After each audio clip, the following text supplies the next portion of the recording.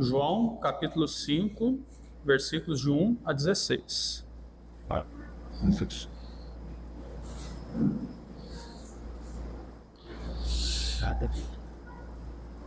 Diz assim a palavra do Senhor. Algum tempo depois, Jesus subiu a Jerusalém para uma festa dos judeus. Há em Jerusalém, perto da Porta das Ovelhas, um tanque que, em aramaico, é chamado de Betesda, tendo 5 entradas em volta. Ali costumava ficar grande número de pessoas doentes e inválidas, cegos, mancos e paralíticos. Eles esperavam o movimento nas águas. De vez em quando, descia um anjo do Senhor e agitava as águas. O primeiro que entrasse no tanque, depois de agitadas as águas, era curado de qualquer doença que tivesse. Um dos que estavam ali era paralítico e fazia 38 anos.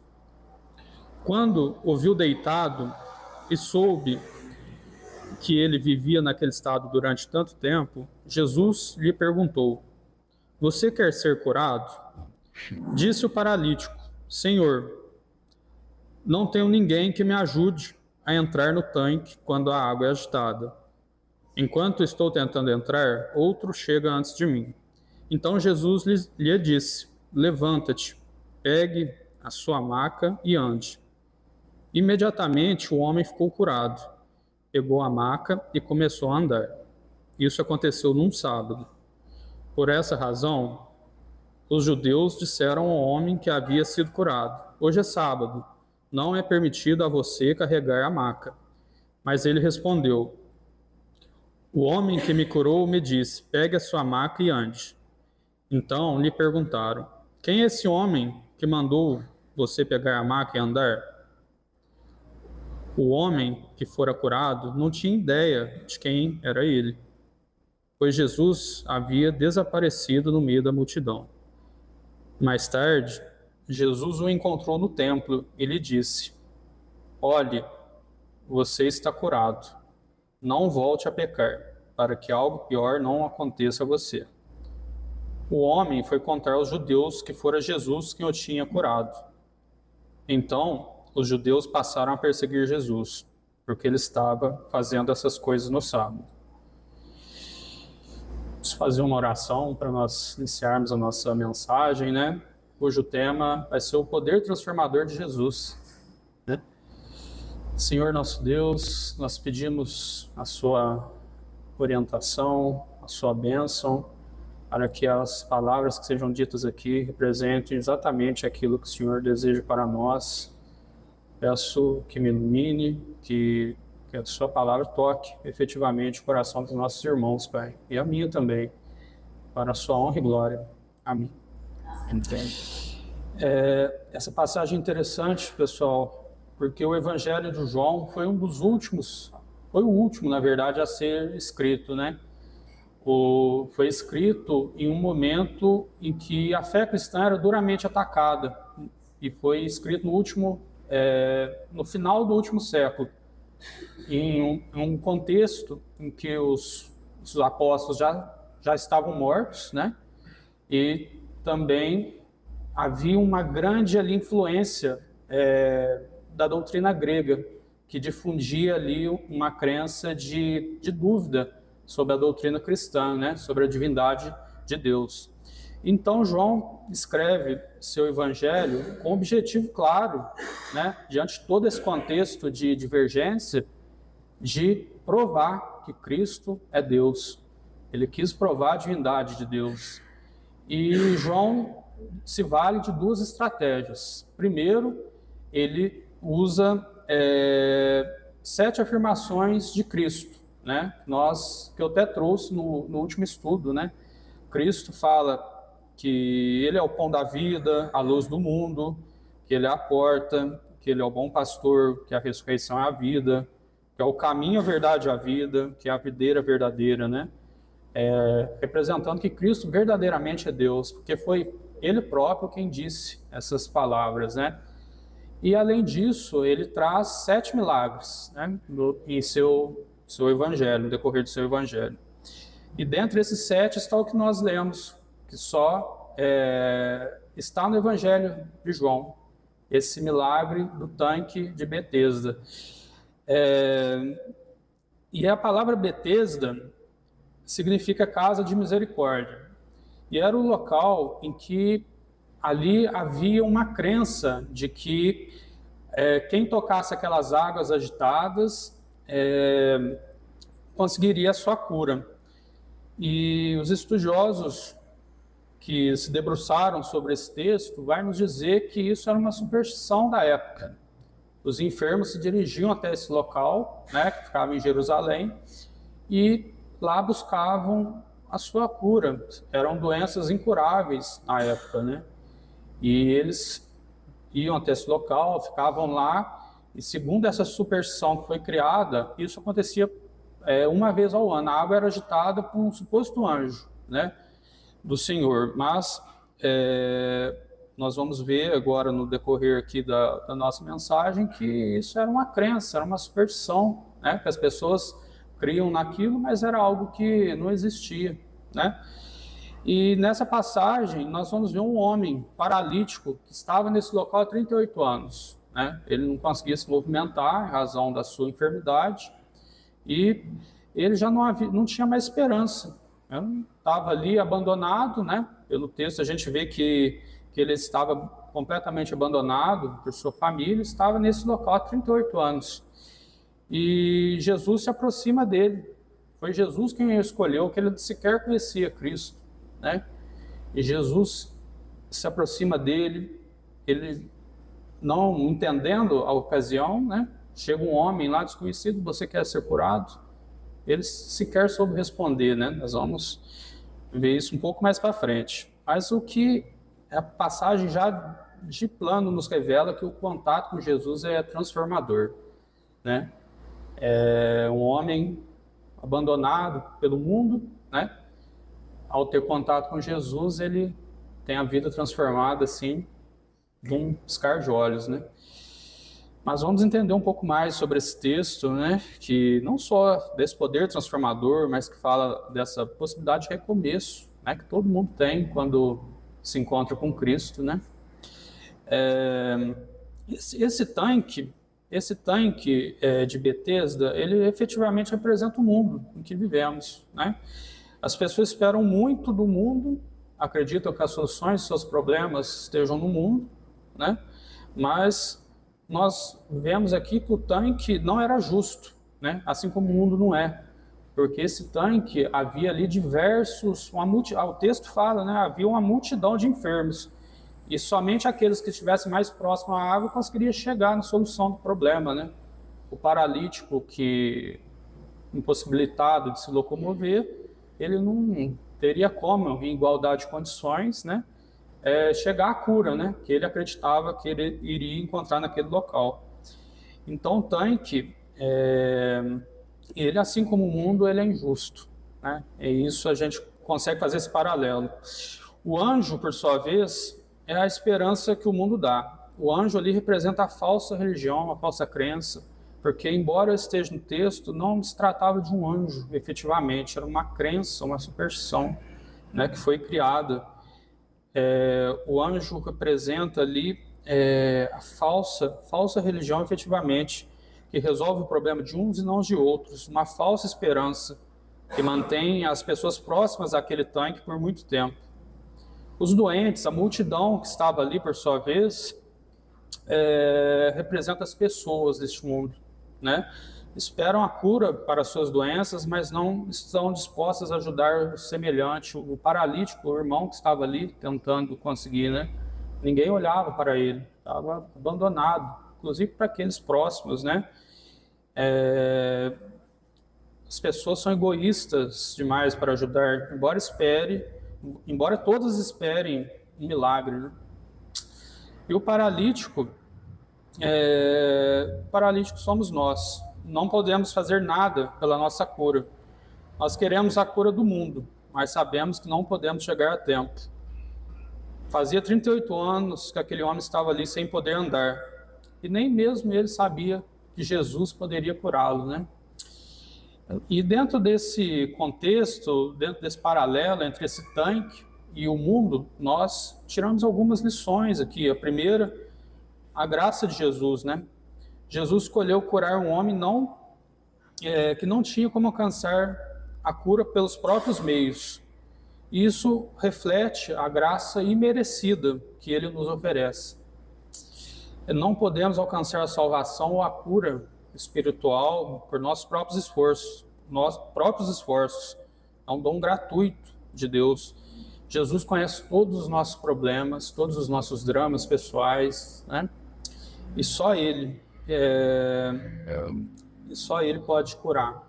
Ele está nos dizendo claramente que Ele nos conhece de forma individual, né? Assim como Ele chega nesse local, no primeiro versículo dá a entender que Ele chega para uma festa, né? Em Jerusalém, mas antes Ele vai nesse tanque primeiro. Ele sabia o problema desse homem, né? E assim como Ele conhece os nossos problemas, né? O segundo ponto aqui que nós podemos extrair é a importância da fé. O paralítico estava em uma situação desesperadora, mas a intervenção de Jesus mudou completamente sua vida. E isso nos revela que devemos confiar integralmente no poder e compaixão de Jesus, mesmo quando as circunstâncias parecerem impossíveis, né? Porque Jesus, ele não se contenta em curar fisicamente, ele quer uma cura espiritual completa, né? Ele quer transformar nossas vidas completamente, integralmente. E sua advertência ao homem ao final, quando ele já foi curado, Jesus diz a ele: vai, pegue sua maca e ande. E ao encontrá-lo em seguida no templo, né, não peques mais, né? E indicando que essa cura espiritual talvez seja mais importante do que a cura física, né? Porque se não houver a cura espiritual, a morte eterna é a consequência, né? E importante também que aqui a gente tira outra lição, que é o testemunho desse homem, né? Que assim como ele, após ser curado, ele testemunhou sobre Jesus, nós também somos instados, né? Uma expressão que a gente utiliza muito no direito, somos instados a compartilhar as boas novas do que Jesus já fez por nós, né?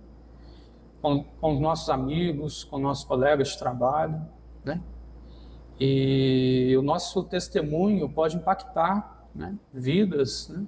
E Deus está nos instando a fazer isso, né? E o interessante dessa história, que Jesus chega para ele, Jesus sabia, né? Jesus pergunta para ele: quer ser curado? Jesus sabia, claro que a pessoa quer ser curada, né? E o paralítico sequer soube dar uma resposta. Ele diz nem que sim, nem que não. Ele preferiu dizer: Jesus, eu não tenho ninguém, né? Foi assim que ele falou no versículo... Quer ver? No versículo 7, quem quiser acompanhar, ele fala assim: Senhor, não tenho ninguém que me ajude a entrar no tanque quando a água é agitada. Enquanto estou tentando entrar, outro chega antes de mim. E isso nos revela que aquele homem não só padecia dessa enfermidade física, mas ele enfrentava ali, né, um problema espiritual seríssimo, de abandono, né? Alguns que estudam, se debruçaram sobre esse texto, vamos dizer que esse homem contraiu uma doença, né, há mais de 38 anos, que é a doença de sífilis, né, que o tornou paralítico. Então, o problema dele era muito além do que a questão física dele. Por conta de um pecado que ele praticou lá atrás, né, sobreveio a ele uma doença muito grave, né, que fez ele padecer por 38 anos até encontrar Jesus, né? E quando esse homem afirma que não tinha ninguém, isso está nos revelando o seu estado completo de abandono, desespero. esse homem traz à tona os seus dramas pessoais, né? E Cristo sabia de tudo isso, né? Só que logo em seguida, a Cristo perguntar a ele: você quer ser curado? Cristo ordena a ele: levanta-te e anda. E do mesmo modo, Cristo está nos dizendo hoje, Ele está aqui nos dizendo: você quer ser curado? Né? Todos nós precisamos, né? Todos nós precisamos da cura de Cristo, uma cura completa, definitiva, né? E que possamos dizer sim para Cristo, né? De forma induvidosa, né? De plano, possamos dizer sim, né? Eu quero ser curado, Jesus. E Cristo também está nos ordenando, então, toma teu leito e anda. Tem outras versões que vai falar: levanta-te e anda. E essa passagem é para nós também. Não sei, todos nós sofremos de problemas, temos nossos dramas pessoais, né? Mas Cristo está nos ordenando: levanta-te e anda, né? E é uma ordem, que ele não tem meias palavras, né? Cristo está ordenando: levanta-te e anda. E carregar a cama, o leito, né? É símbolo de recomeço. Aquilo que um dia foi um símbolo de paralisia, agora está sob o poder do paralítico, né? E sob o nosso poder, porque podemos levantar e ir para onde quisermos, né? E Jesus, após dar essa ordem, e reencontrou então o paralítico no templo, né? E Jesus fala assim para ele: eis que já está são, perdão, não peques mais, para que não te suceda alguma coisa pior. Então Jesus diz para ele, está dizendo para nós, que devemos abandonar nossos pecados, né? Porque Deus tem sido misericordioso conosco, nos concedendo muito além daquilo que nós lhe pedimos, né? E quer que nós sigamos um caminho reto, verdadeiro, né, em nossas vidas, para que nós somos cristãos, né? E nós temos que ser um espelho de Cristo, espelho de Deus em nosso meio, né? Nós temos que impactar o nosso meio, né? E assim como Jesus chamou aquele homem paralítico ao arrependimento, Ele está nos chamando a fazer o mesmo, e para que nós creiamos que Ele é o nosso único e suficiente Salvador. Crer através dele, nós teremos a vida eterna, né? Ele efetivamente é o caminho, a verdade e a vida. E só através dele nós podemos chegar ao Pai. É interessante que nessa passagem aqui, que ele fala: eis que já está são, não peques mais, para que não te suceda coisa pior, está sendo muito claro que se o paralítico voltar, mesmo após curado espiritualmente, fisicamente, voltar a pecar, fazer as mesmas coisas, aí a morte é eterna, né? A morte não tem chance nenhuma. Então Jesus está falando mesmo para nós: vá, toma teu leito e anda. Jesus sabe de todos os nossos problemas, temos que apresentá-los a Ele, né? Mas está nos dizendo também: vai, não peques mais. Jesus nos chama a uma fé ativa, a buscar não apenas a cura física, mas também a renovação espiritual. Que possamos, como o homem curado, testemunhar com alegria as maravilhas que Ele realiza em nossas vidas. Que a nossa única fonte seja Cristo, né? Não busquemos a solução para os nossos problemas desse mundo, né? Desse tanque que nada nos oferece, né? E temos que viver de maneira que honre e glorifique a Deus, né? Em todas as áreas de nossas vidas. Deus está conosco, Jesus está aqui conosco, nos abençoando, abençoando a nossa igreja, né? Estamos plantando a nossa igreja, e Cristo tem sido tão bom conosco, né? Tem dado tão certo nesse início, né? E é sinal que Ele está se agradando do nosso trabalho, dos nossos esforços conjuntos, né? E louvado seja o seu santo nome. Quem tem Deus nunca estará desamparado. Vou ler um salmo aqui, o Salmo 23, no qual o salmista diz o seguinte: O Senhor é o meu pastor, nada me faltará.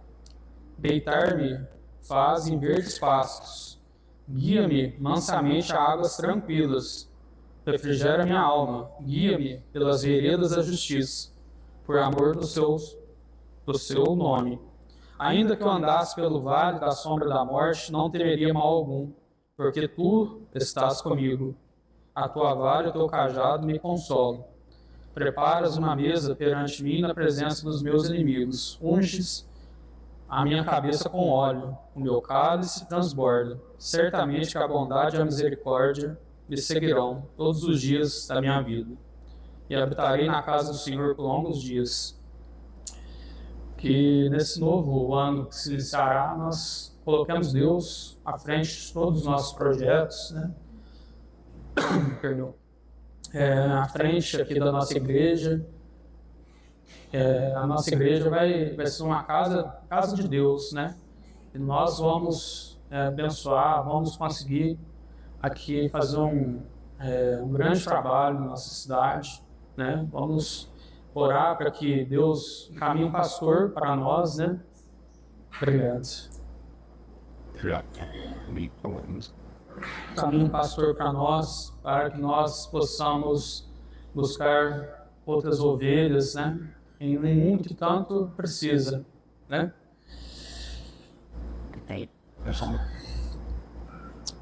Vamos fazer uma oração final, né? Louvar o santo nome de Deus. Ele tem sido tão maravilhoso, tão bom conosco, né? Em todos os momentos, né? O ano foi, imagino que tenha sido difícil para todos, né? Pelo menos para mim foi um ano tumultuado, né? Mas vamos pedir, mesmo sendo um ano tão conturbado, Ele não nos abandonou hora nenhuma, isso eu tenho certeza. Tantos problemas nós chegamos, né? Até aqui, chegamos no último domingo de dezembro, né? Vamos pedir, agradecer por esse ano e pedir que esse novo ano seja de muitas vitórias, né?